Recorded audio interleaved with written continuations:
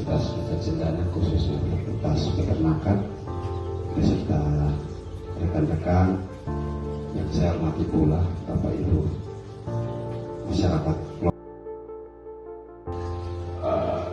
referensi atau sumber. Kita tahu ternyata salah satu selain genetik, tapi mungkin juga karena faktor makanan. Nah itu di situ berbicara faktor makanan ya, bagaimana makanan yang sumber protein kemudian karbohidrat menjadi berimbang supaya tidak terjadi kasus stunting tadi.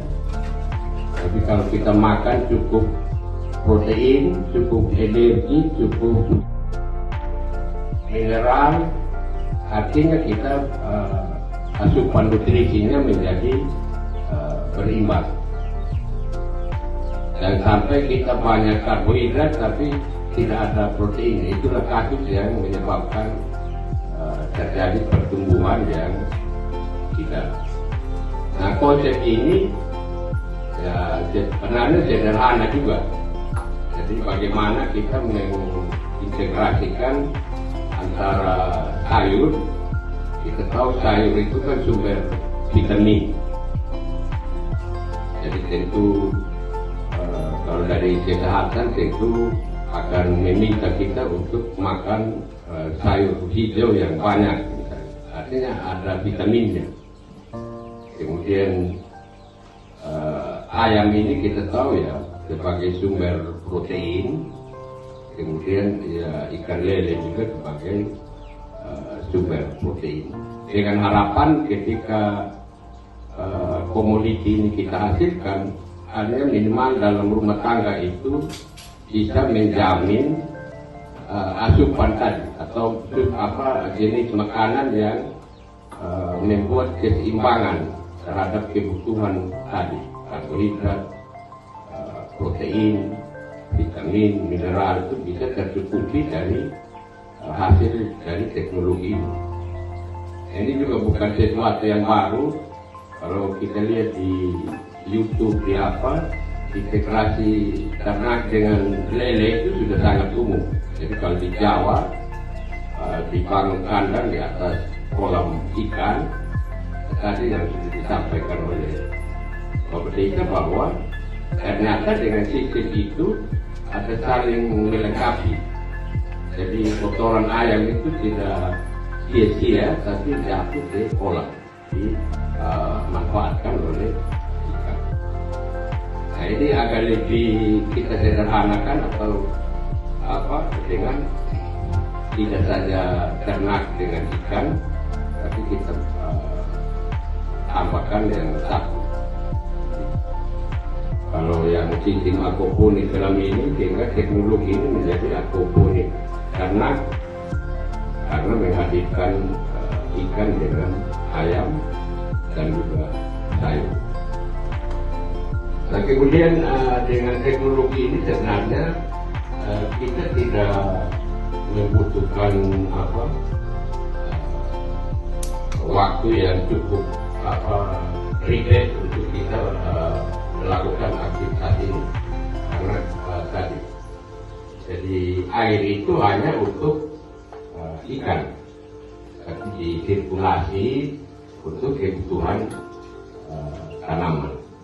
Sehingga diharapkan ibu rumah tangga, anak-anak, siapapun itu bisa mengelola ini dengan baik. Jadi harapannya seperti itu. Kemudian bisa dipindahkan dibanding kalau kita bangun yang permanen itu kan bisa makan tempat kan. Memang kita hadirkan teknologi ini untuk kebutuhan rumah tangga yang minimal dalam sebulan itu akan memberikan tadi sayur, ayam itu bisa digunakan atau dimanfaatkan dalam waktu yang lebih singkat. Jadi bukan berarti kita mengabaikan kendaraan ternak besar, tapi kalau tadi kembali ke stunting, saya pikir untuk makan rumah tangga itu kan tidak kita harus potong sapi, potong babi. Tapi bagaimana dari ayam, ikan, yang selain kita makan bisa juga kita jual. Dan ini semua punya harga juga di pasar. Karena tergantung dari bapak mama mereka. Kalau melihat teknologi ini bisa lakukan di tingkat rumah tangga, saya pikir menjadi kebanggaan kami juga untuk bagaimana kita membantu masyarakat tadi untuk menghadirkan satu teknologi yang sebenarnya tidak rumit tapi mudah dikerjakan oleh anak-anak, orang tua, ibu. Ini sangat mungkin untuk menurunkan kadar amonia tadi yang membuat tanaman itu mati. Baik, mungkin itu dulu. Nanti kalau ada apa-apa yang lain yang kita mau diskusikan terkait apa saja, terkait ikan, terkait herbal, backup. Oh ya, nanti Ibu tambah. Baik, terima kasih Pak Nasir atas saya kira tadi sudah dijelaskan oleh Pak Tua atau umum. Jadi Pak Nasir kalau di tanah memang seperti itu tadi prosesnya, bahwa harus lakukan treatment ya terhadap itu. Nah, hal yang sama untuk aquaponik ini karena lele itu memiliki metabolisme yang tinggi, dia juga menghasilkan amonia yang tinggi. Nah, amonia itu sangat berbahaya kalau dalam posisi yang sangat tinggi, terutama untuk ikan yang ada di budidaya dalam suatu wadah yang tertutup, seperti kita lihat kita ini di dalam bak ya. Nah, makanya kita perlu adanya filter. Nah, filter itu fungsi dari akar tanaman sayur. Jadi nanti amonia yang diproduksi oleh lele itu melalui air itu akan dipompa naik ke atas sayur. Nah, akar dari sayuran itu nanti memfilter amonia itu menjadi ion yang terlarut yang nanti berguna untuk ikan lagi. Jadi dia menjernihkan ya air yang ada di bak tersebut ya. Jadi ada rasionya. Kalau bak sekian ini tidak boleh lebih lelenya, kalau tidak nanti amonianya sangat tinggi dan rasio tanaman juga kita butuhkan.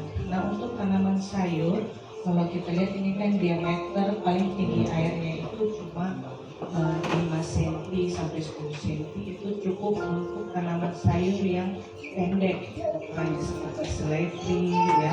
Tapi kalau kita mau tanam tomat atau sawi, kita harus menggunakan diameter yang lebih besar lagi, karena tinggi airnya itu bisa mencapai 10 cm sampai 20 cm. Jadi ini masih contoh yang kecil ya, bisa diperbesar lagi tergantung dari kebutuhan produksinya kita itu mau lelenya berapa. Kalau ini lele yang diambil di lab Angkering di Undana itu lele jenis Sampuriang. Nah, kalau lele Sampuriang ini lebih tahan karena bibit lele Sampuriang yang diambil oleh lahan kering Undana ini dari PT budidaya ya, jadi langsung didatangkan dari Sukabumi, dan itu yang sangat sangat tahan terhadap penyakit. Nah, biasanya di Kota Kupang sendiri ya, waktu itu untuk usaha lele ini membutuhkan sekitar 500 kg per minggu. Jadi banyak sekali permintaan dari lele saja gitu. Kalau kita mau meningkatkan pendapatan keluarga dari usaha lele saja, sangat terbuka peluang usahanya dan bisa dibantu dari Mundana untuk dicarikan pasarnya. Jadi Mundana sendiri juga kewalahan menerima permintaan lele yang ada di Jepang. Belum lagi ada permintaan dari Timor Leste dan sebagainya. Nah, ini salah satu peluang usaha. Dan lele Samporean ini sebenarnya kalau di dalam kolam bioskop ya, kolam lele yang besar, modelnya kayak model kolam bundar itu tidak sampai 3 bulan sudah panen, 2 bulan lah, setengah atau 2 bulan dengan ukuran saya berikan kepada Pak Mama.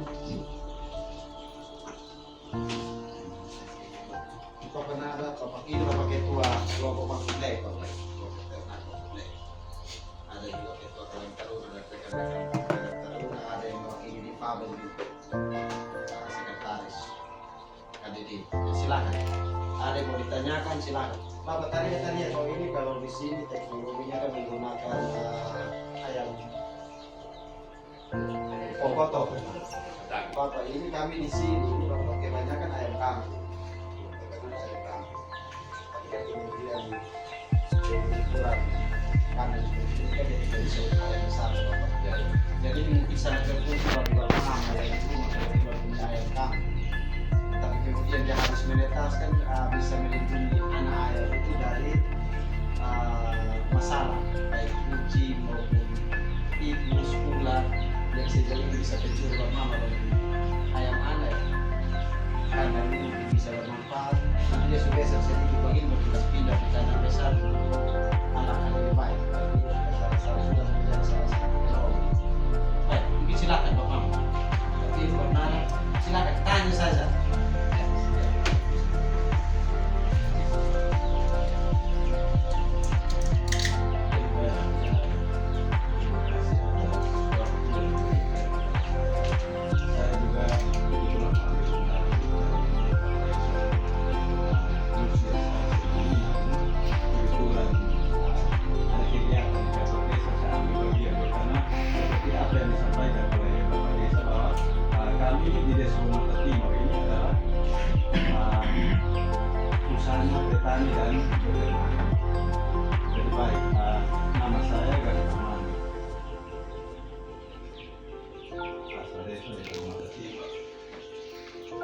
Hal pertama yang saya mau tanyakan menyangkut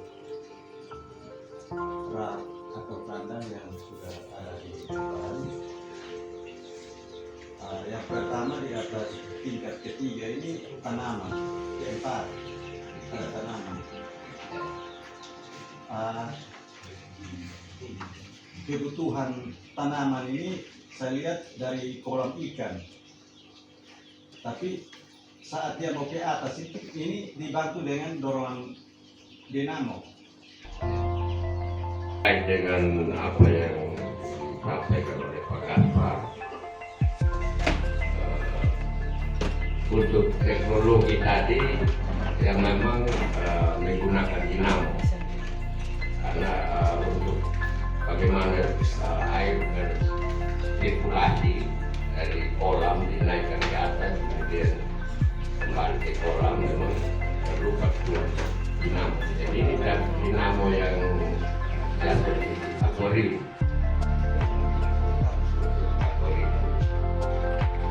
Jadi memang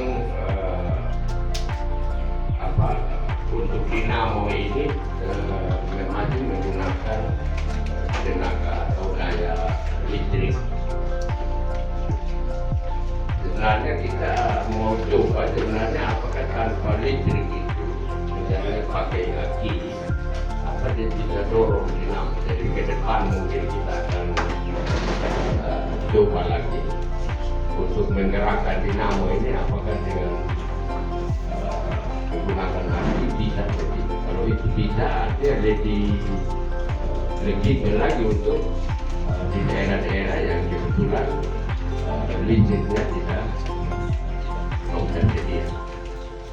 Tapi prinsipnya tadi bahwa air itu karena dia ambil dari kolam ikan, karena ikan juga itu kita berikan makanan, maka sisa-sisa itu akan dialirkan menjadi pupuk atau makanan untuk tanaman.